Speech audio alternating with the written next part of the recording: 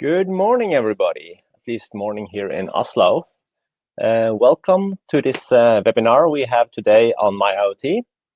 I still see people joining, so the number of attendees is popping up every 15 seconds here. So I just wanted to see that it stabilized a bit before we get starting here. Seems to be more or less stable now. So anybody coming late, I guess, will miss the introduction.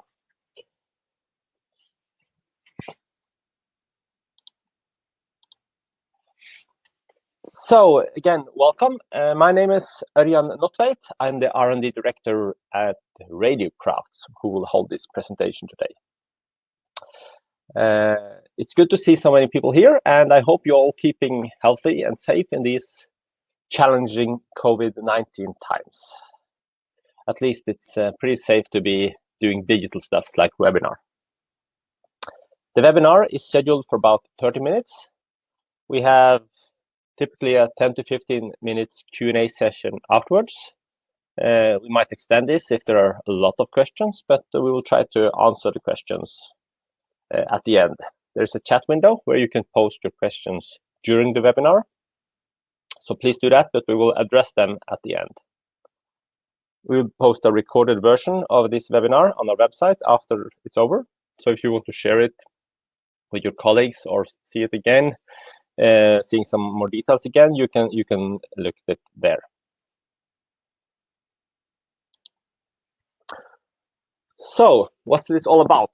So I'm really excited today to talk to you about MIOT, which is a new LPWAN standard. So the agenda is basically that I will address why we need another LPWAN standard. There are many out there already. I will go through the technical basic stuffs in introduction to MIOT, which is for some of you might know, but some is pretty unknown in these details. I will go through the benefits, some use cases. We see what are the good use cases for MIOT, and even what's not good use cases. And then briefly at the end, I will talk about the MIOT Alliance and Radiocrafts offering in this space.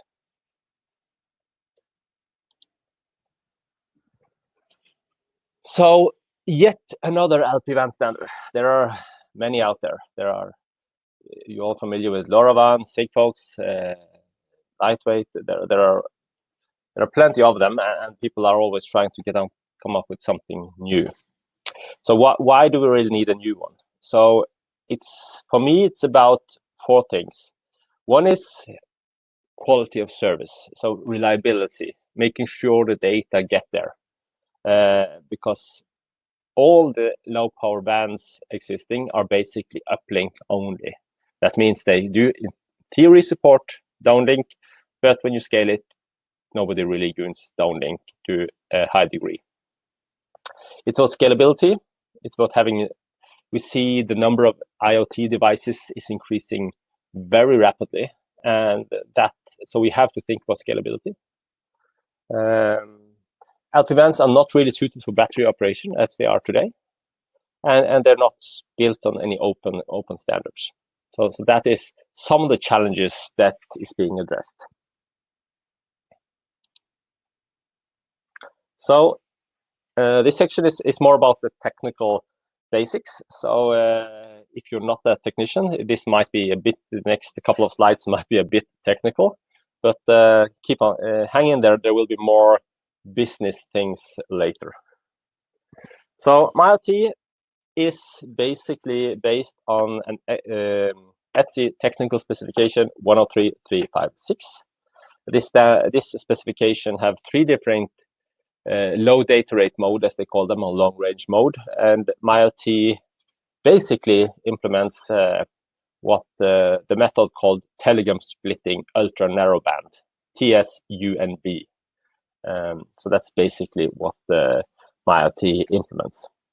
This technical specification have actually two different data rates, the ultra low power data rates with almost 2,400 symbols per second, which is the one used in MIOT today because that's the mandatory one.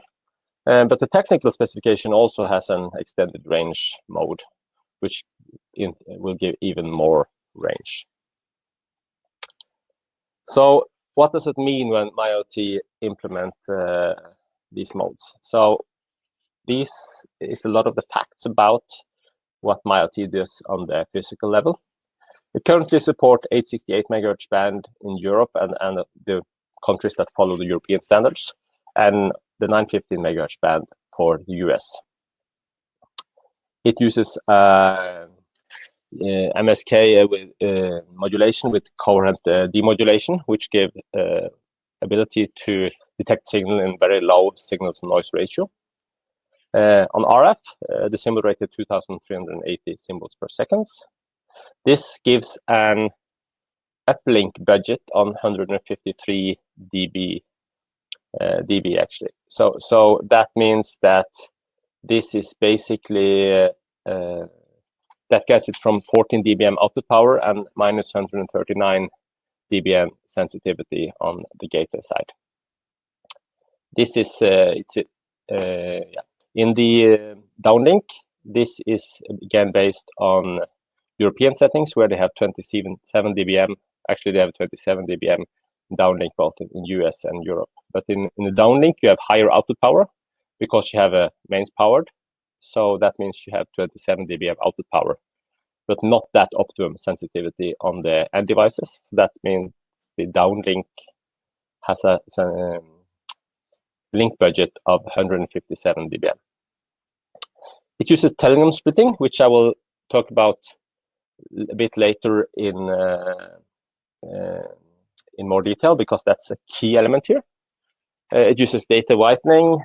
It's not that exciting. Interleaving is important when you combine it with the forward error correction, forward error coding mentioned at the end here. Each packet can have 10 to 245 application bytes, so it's not limited to like 12 bytes, which some LPWAN standards are. And at the bottom, but not the least, is this forward error coding, which is a key to MIOT, in my opinion, because 1 to 3 means that every information bit is basically coded as 3 bit on RF, and that's a very heavy coding, which gives a lot of which means we can handle a lot of bit error rates in the actual RF packets.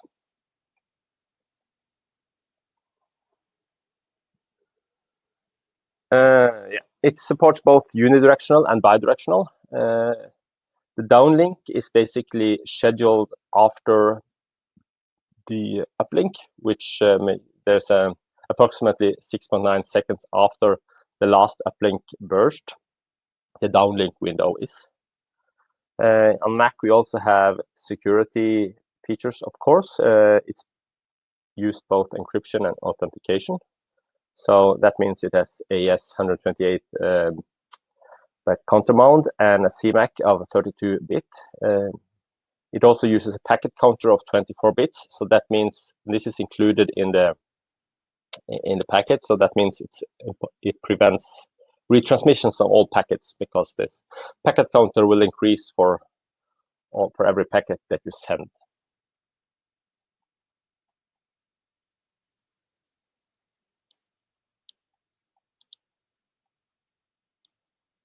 So telegram splitting is kind of one of the fundamentals of the MIOT. So what does that mean? That means that every packet every radio packet which you want to send is split up to small chunks.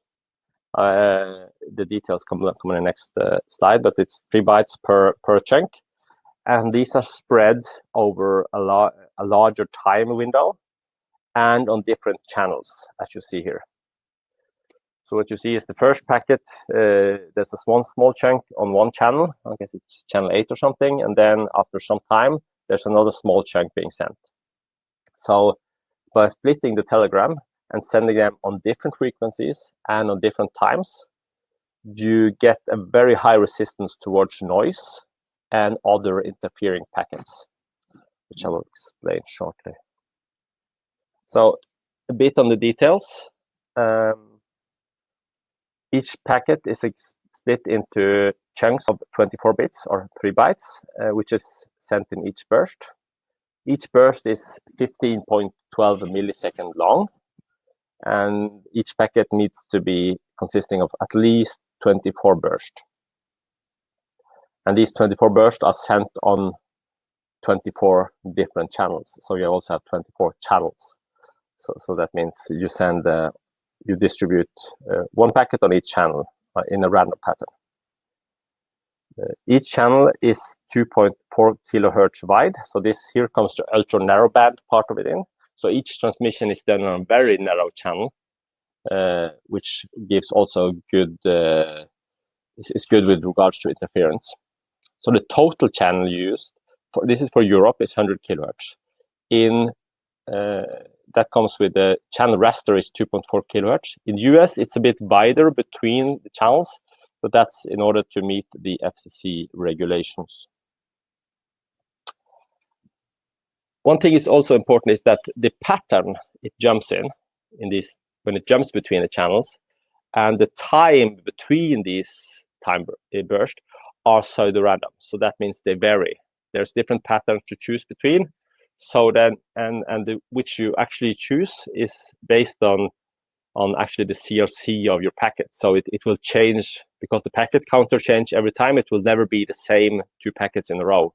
So you have a pseudo-random mechanism, both when it comes to the timing between these packets you send or dispersed, and also the channels, channel pattern they choose.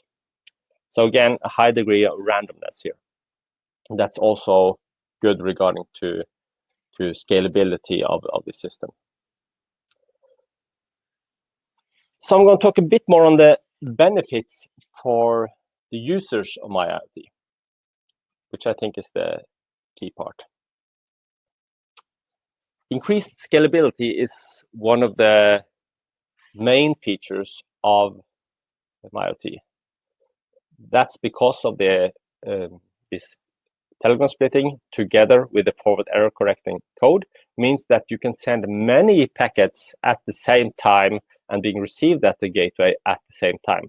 So because they have a random spread in the time between this burst, and also a random pattern on the, or pseudo-random pattern on the channels, there is a very low probability that they will collide on many of these bursts.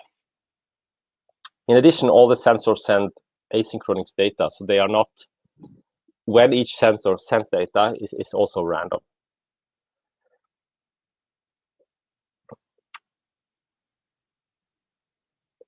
So those nodes sending every 10 minutes generate 144,000 messages per day. That's just an example of what you get in a real life network. And 144,000 packets per day, I don't think a lot of the other LPWANs can support this high amount of data.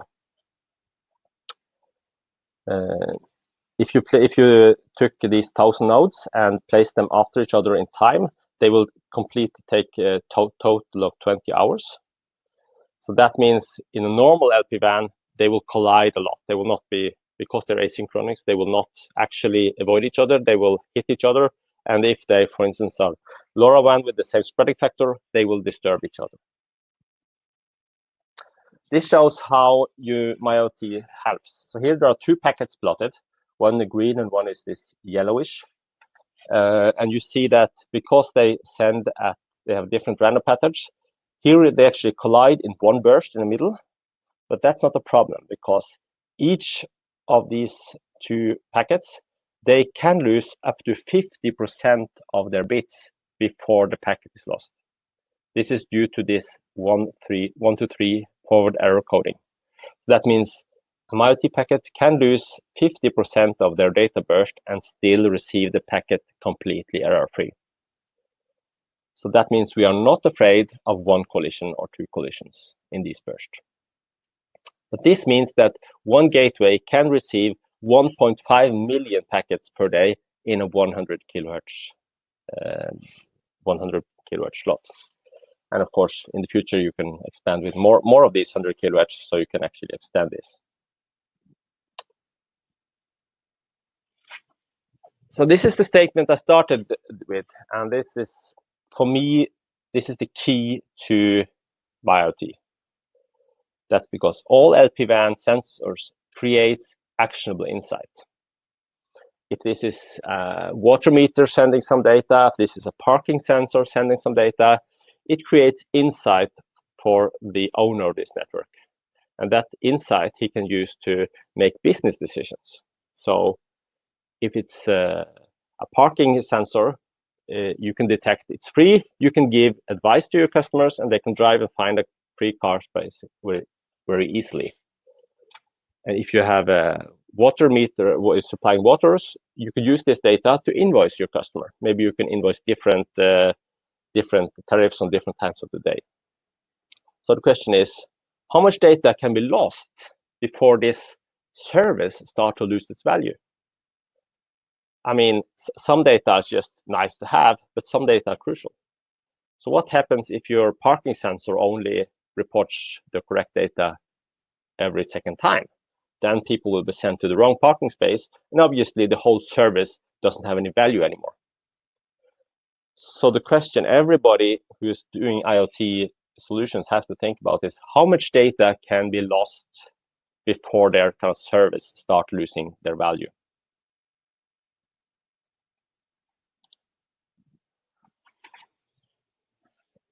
So basically, in all wireless systems, you will lose some data. But if you have a packet success rate of 99.9% or 99 or 90%, that will be a huge differentiator between the value of your system. In normal wireless communication, you use acknowledge and retransmission. So that means if you want to know a packet is really being received, you send a packet and you wait for an acknowledgement. However, in LPWAN, this is not really suitable. One of the challenges is that the gateway, when it sends this acknowledgement, it cannot receive any others. So it becomes deaf for a small period. Other challenge is, for instance, in Europe, the gateway is only allowed to send 10% of the time. So in case there are a lot of data coming in, it cannot acknowledge everybody because of the duty cycle restriction. So what you end up with is that either you're talking about LoRaWAN or Sigfox or any of the others, acknowledgement is really not being used for normal data. Maybe you use them for when you're in sort of commissioning mode or something in the beginning, that you just want to get acknowledged that you get your data through, but it's not really used for the data. Another element is the noise level in the license-free band. And I worked in Radiocrafts for almost 15 years. And the noise level we see just in our offices now is much more than it was 15 years ago. So it's all the LTE base stations popping up, all the other wireless system popping up, and all the electronic equipment generally around us all create a much higher noise level in the license-free band than it was 15 years ago. How will it look in 5 years, 10 years? I don't know. So we have studies also that in high-density network with a lot of devices and a lot of noise, we have seen that due to these reasons, a chirp spread spectrum, basically LoRaWAN, gets a 10% packet loss before MIOT or a Telegram split in ultra-narrowband loses 1 packet. So because of the strong forward error coding, because of the Telegram splitting, MIOT can handle a lot of noise and still receive all the packets. So just again showing you this picture. As I mentioned before, MIOT can receive a packet completely error-free, even if it loses up to 50% of the bits in the packet. So that means 50% of these small bursts can be lost, and we will still receive the packet. So looking at this diagram again, you will see that these green packets from the MIOT are spread over many seconds. I think it's 3 or 5 seconds. Anyway, so a LoRaWAN packet, which lasts like 500 milliseconds, will maybe disturb some of our packets, but maybe in this case it's 3. Okay, we lost 3 packets. Too bad about that, but we still got the packet through. And even if you compare to Sigfox, which is a narrowband, it sends for a longer time, but it has a very narrow, it's narrow in frequency. It can also take 1 or 2 packets, but we are still able to receive the complete data packet error-free. So this is, for me, the real important features of MIOTY. The quality of service, the fact that it can receive packet error-free in both a noisy environment with a lot of other MIOT devices, with a lot of LoRaWAN, with a lot of Sigfox, if it's Wirepass or all of these other networks, you still get the packets through. In addition to this, the telegram splitting is also very battery friendly. And this is for those who have actually designed a battery operated system. You know that these long and high pulses is not what the battery likes. So in a normal LPWAN pulse, either Sigfox or LoRaWAN or similar, you will see that this long transmission pulse is a strain to the battery. So it loses, during this long pulse, the internal resistance increasing, it gets, the voltage drops. So basically, it's a strain to the battery. So what happens when you do MIOT? Then you send much shorter chunks, and you see each of these small bursts are 15 millisecond long, and the time between them are like 300 to 600 milliseconds. So that means the battery has time to recover between the pulses.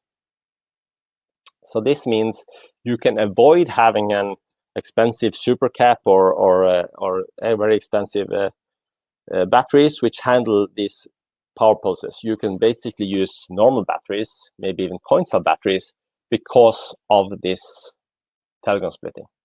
That is a very important feature as well for those who have designed really battery operated equipment. Yeah, some other benefits I just wanted to mention. Yeah, the coding, it's a very efficient coding in MIOT. So that means that a packet of 10 bytes, 10 user bytes takes 60%, or LoRaWAN takes 60% longer time to send for the same sensitivity. So that means that a packet which took 360 milliseconds with transmission on time for MIOT takes 477 milliseconds. So that's 60% more energy that's used in the old-fashioned LPWAN. It's an open technical specification.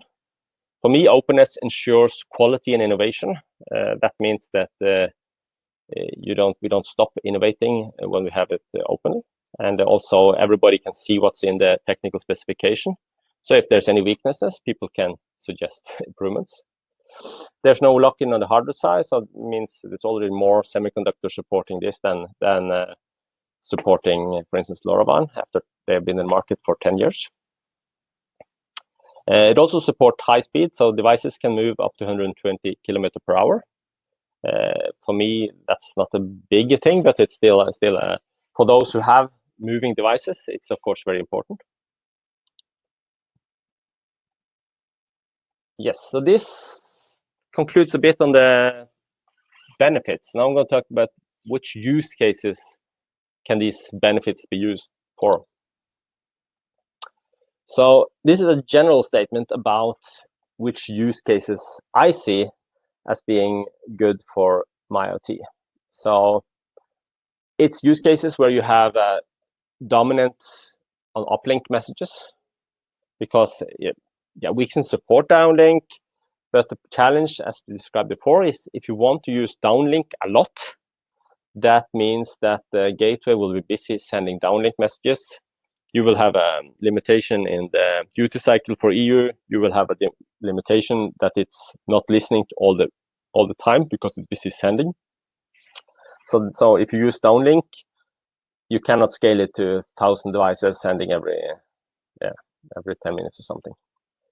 If you have a large number of devices, high density of devices, then MIOT has a really good advantage. when you have quality of service as being important, that your data is crucial. I don't think you can have, so if you want 99% or 98% or something, then you really need to look into MIOT. If your project lifetime is long, that is really related to the fact that how will the noise level in this license-free band be in 5 or 10 years? That is very hard to predict. But what we do know is that MIOT is more resilient or robust towards both random noise or packet noise than all the comparable technologies. And also, if it's battery operated, it's also a good things to look when you look for use cases for MIOT. So what's it not good for? Intensive control application. That means you want to control endpoints a lot, not just send a packet every day, but if you want to send control packets every 30 minutes or something to devices, or generally doing a lot of control, that's not optimum for MIOT. For those type of applications, I think mesh applications are better. Also, if you want the latency of really low latency, that you need your data within, like say, 200 milliseconds, that's not possible with MIOT because it takes up to 6 seconds to send the entire packet because of these the telegram splitting and the delay between the burst. And also, due to duty cycle regulations, the sensor readings for each sensor shouldn't be more than 30 seconds.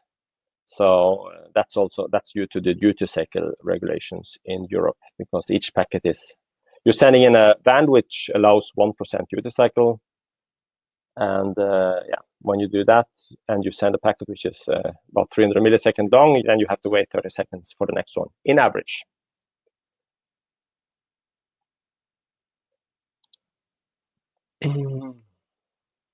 Okay, so one example is metering. Obviously, that has a lot of traffic going up, which is the main traffic. So it fulfills that requirement. It is a large number of devices with high density, which is one in every house, which makes it in a city, that's a large density or high density. It's important to get the data up because of the invoicing. Sometimes you want to invoice per hour usage, and that means you really want to know the data every hour. Project lifetime is long. These metering projects are often planned to be in the market for 10 to 15 years. And at least for gas and water meters, they are battery operated. So this checks off 5 of these points where to use MIOT. Other good use cases is making the smart metering more generic as a smart city. Smart factory, Industry 4.0 is a very good use case. Building management, we've seen examples of up to 15,000 sensors for one huge building. So that at least gives high density and battery operated things. The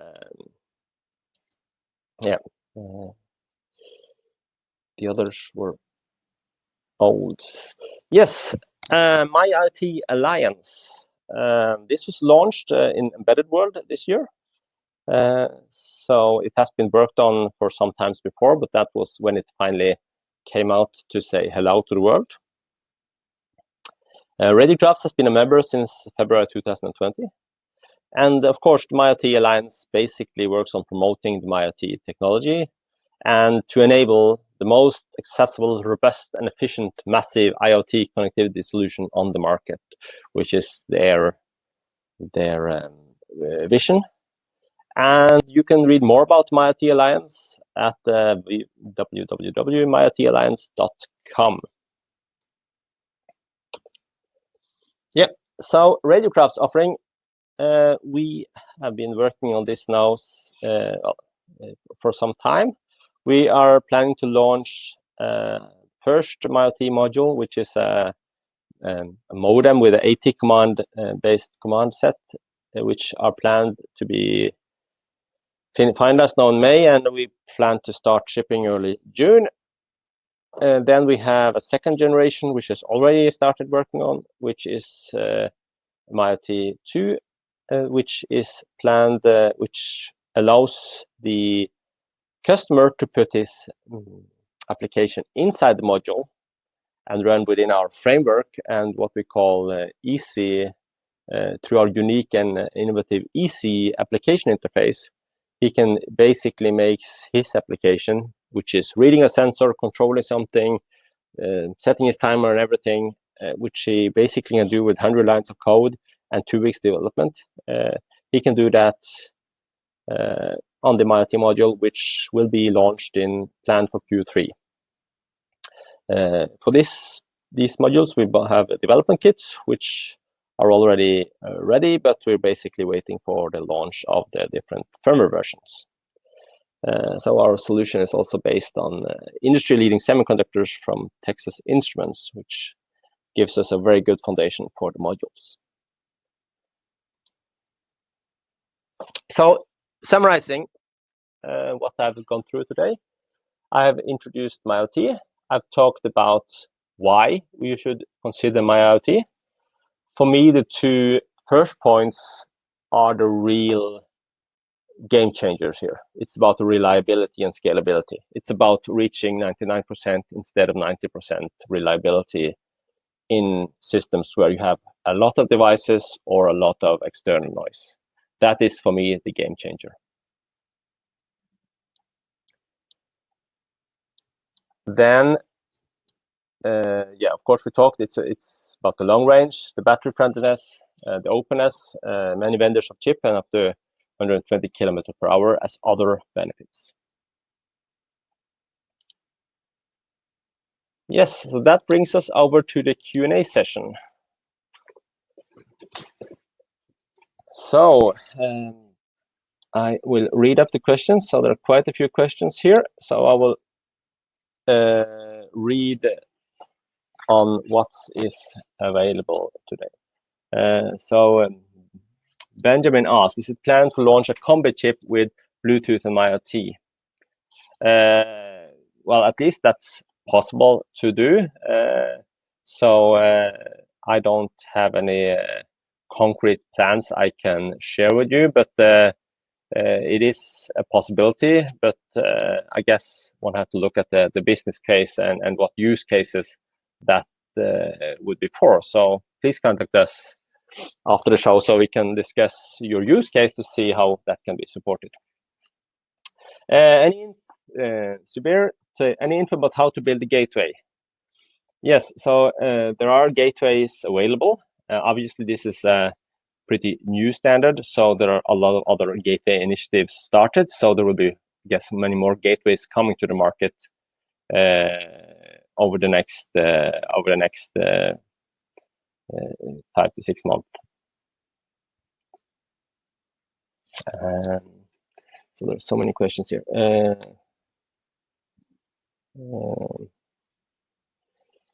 Yeah, Jeppe is asking, you told us MIOT compare well with other LPWAN systems, and you had a drawing figure showing why MIOT has better at collisions than Sigfox and LoRa. Is that a theoretical assumption, or is it possible to get links reference to studies? Yeah, so there is one study done in Germany, Hochschule Nürnberg, I believe, which compared these technologies in an actual study by a university. But I assume there will be more studies available since it's now been launched and it's available. So I guess more of these universities and independent will compare and study these technologies. So I'm really looking forward to having even more of these comparative studies. But there is a study done by Hochschule. I will see if I can send you the link afterwards. Jeppe, I do not have it here. Yes, so the acronym is MIOT. Yes, it's placed on the as you said, MIOT. If 169 megahertz band is in the MIOT roadmap, currently not, but there's no reason why it couldn't be. But I guess MIOT is pretty new, so it's about getting the main volumes in the main market first, and of course 868 and 915 are bigger markets in that context. So there's no concrete roadmap on 169. Tim asked, what data granularity could we expect for water meter and a 15 years battery lifetime? I'm not sure I understand the question.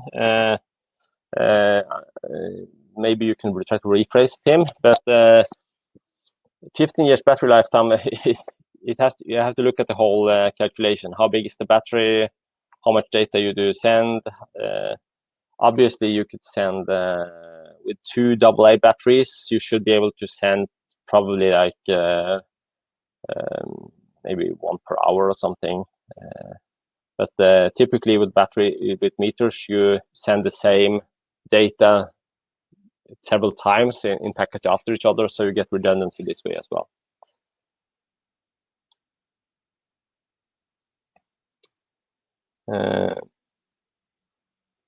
Michael Green asked, is the implementation of FPGA available? Not that I know of.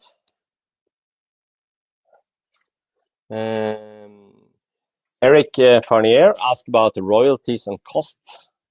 Well, of course, if you buy a chip or a module, it will cost. And yes, there is a royalty on a patent on the end products, which was recently launched. I don't have all the details, but it's not a lot of money on the end product, but that's related to the end product. Which who are the 3 semiconductor vendors? I believe that is Texas Instruments, Scilabs, and ST at the moment.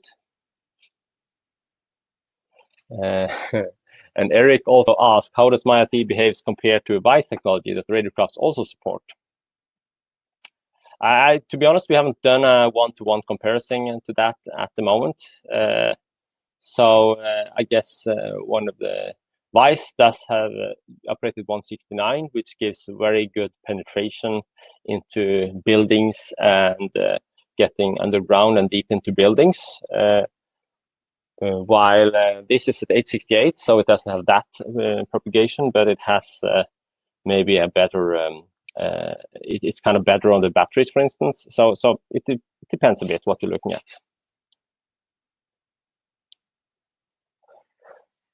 Sandeep asked, each uplinked or a downlink packet is acknowledged by the receiver. So that depends how you set it up. You can try to use downlink on all the or to have an acknowledgement on all packets, but in large scale deployment, that's normally not done on every packet, because first of all, the gateway has to, at least for Europe, he has to comply to the regulation about 10% UTO cycle. So maybe it has sent too many packets, so it cannot send an acknowledgement. And also, when it sends acknowledgement, it basically doesn't listen at the same time for the gateway. So you don't want the gateway to send too many packets down. So in normal LPWAN, whether it's MIOT or WISE or LoRaWAN or Sigfox, you do not normally use acknowledgement because of these scaling issues.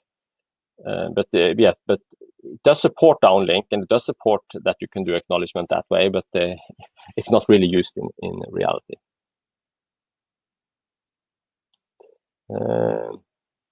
So another question from Sandeep, does the MIOT specification also support real-time indoor location technologies like angle of arrival, angle of departure as available in BLE 5.1?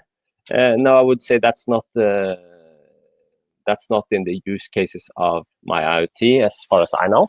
Yeah. Yes, Nikhil asked, is it possible to use with 433 for China market?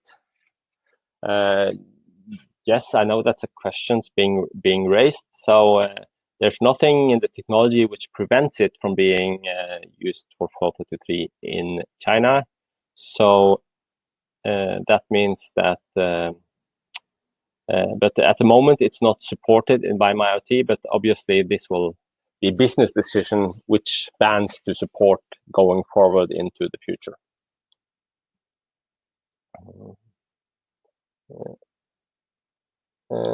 Martin asked, how is the patent turnover has on the telegram splitting handled? Is it handled by Radiocrafts, or is it something you must handle yourself, or have it been released free? No, so the patent is still there, and it was just launched. This patent pool system was just launched a couple of weeks ago, I believe. So there is more information available online, because it's now being handled by a third-party company who will make sure this patent fee is paid, and that will be done at the end product, as far as I understand. Let me see if I probably have some new questions on the top. Ruben Hernandez asked, in other hands, oh, my window just pops up and down when there's new question coming. On other hands, all the private LPWAN networks has the constraint in deploying the receiver comparing to other LPWAN, like all the private LPWAN network has the constraint of deploying the receiver comparing to other LPWAN like Sigfox or Urban IoT, where the infrastructure is deployed. Yes, so this is basically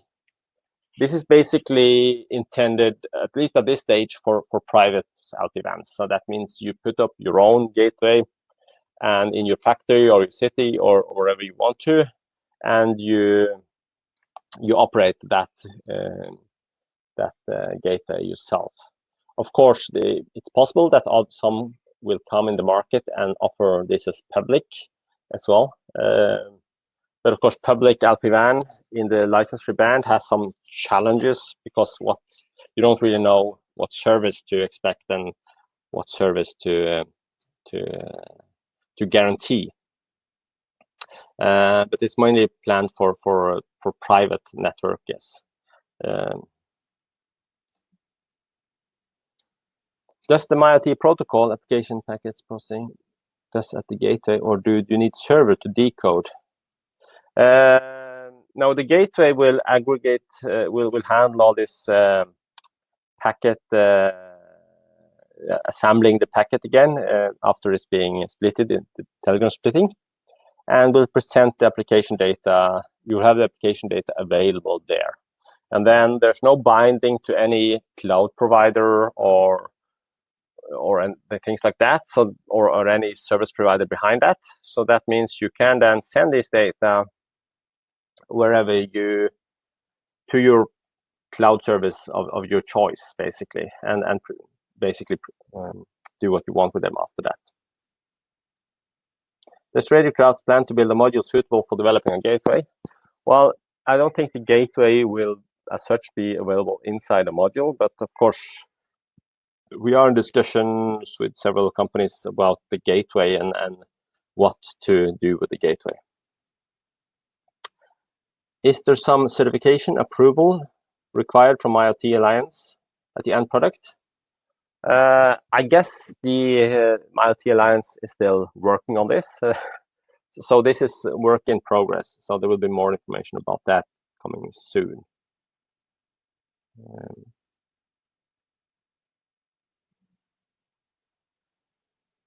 Yes. If another question from Ruben Hernandez, if the MIOT use time random and frequency hopping sequence, how does the gateway knows which frequency hop pattern we are using?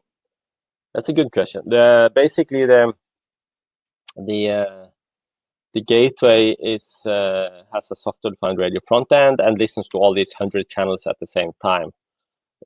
So based on the information, there is something in each of these fragments which makes it recognize which fragments or burst belongs to the same packets. So it's able to find these and bring them together again at the end.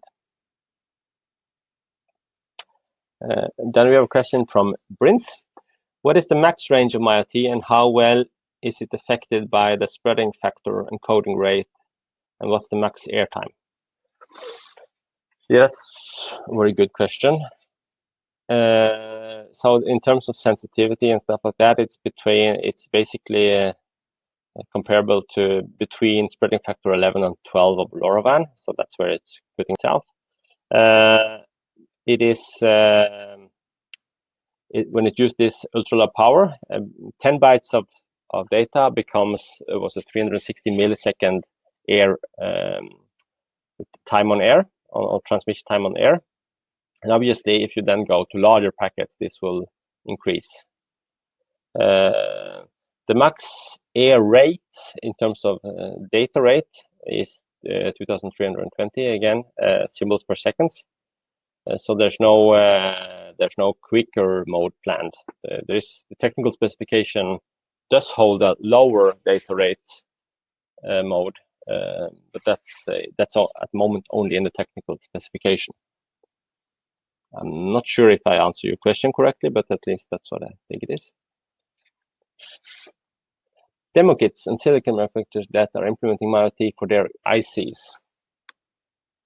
Well, at the moment, there's not a lot of things out there. I know there is a demo kit from Texas Instruments, but that's not as far as I see, a development kit. That's just a demo kit, and not something you can develop further on. So when we come with our development kit in June, yeah, we hope to be one of the first one.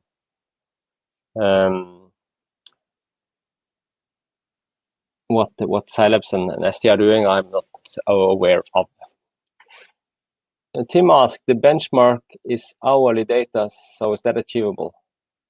Yeah, hourly data, I guess that refers to the questions above with if you can send hourly data for 15 years. So of course, if I want to really go into the depth of that, I need to look at the calculations on what battery to use, but I definitely see that as a possibility.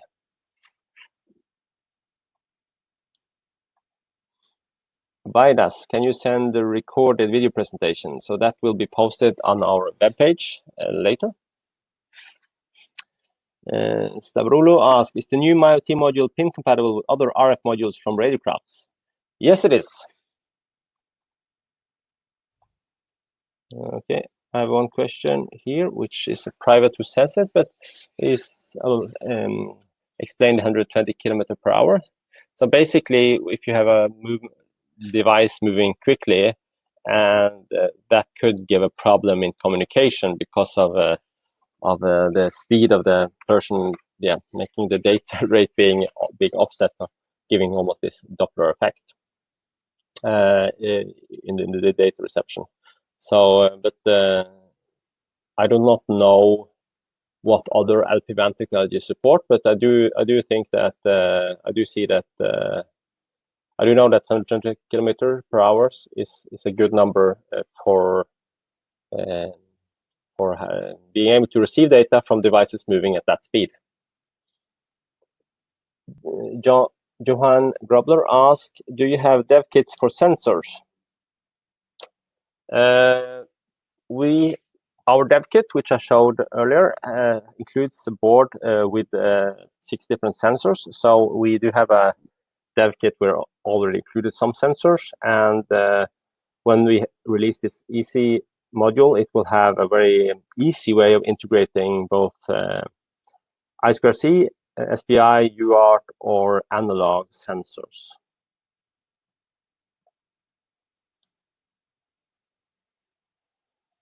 Yes, maybe. Zubair asks, is MIOT technology suitable for hard to reach use cases? Yes, it's definitely suitable because it has a very long, good link budget, so it can reach very far.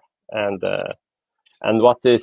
but to reach, I know we see a lot of press releases about now we have reached 200 kilometers, now we reach 300 kilometers on different technologies.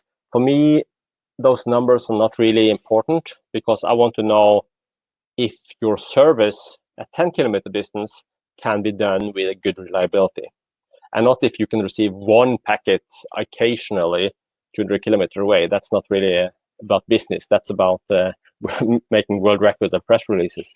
So for me, it's the ultimate benefit of the MIOT is the fact that you, on these 5 kilometers or something like that, or 10 kilometer ranges, you can have a much better quality of service than the other technologies.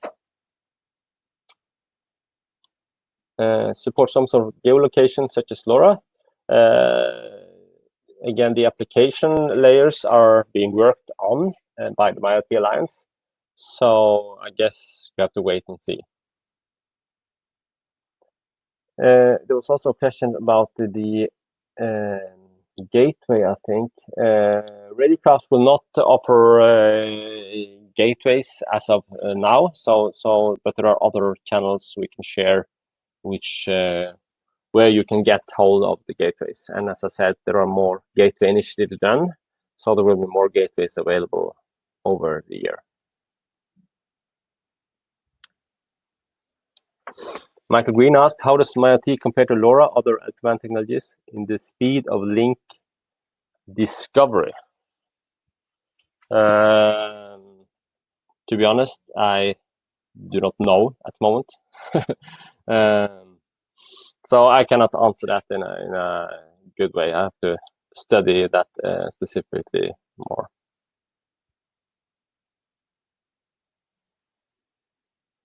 I think we answered most of them now.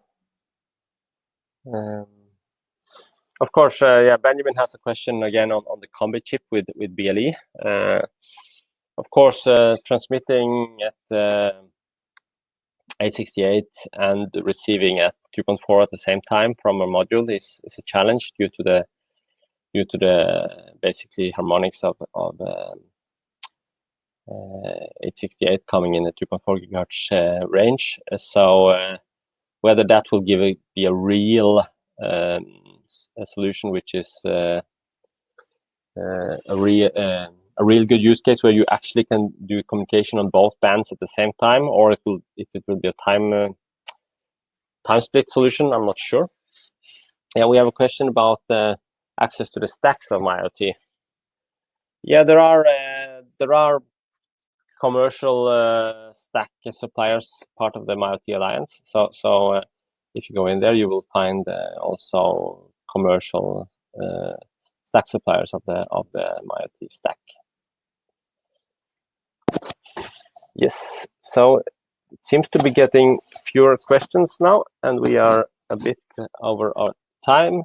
So I think I answered all, and if there was something else, we will try to get back to you afterwards.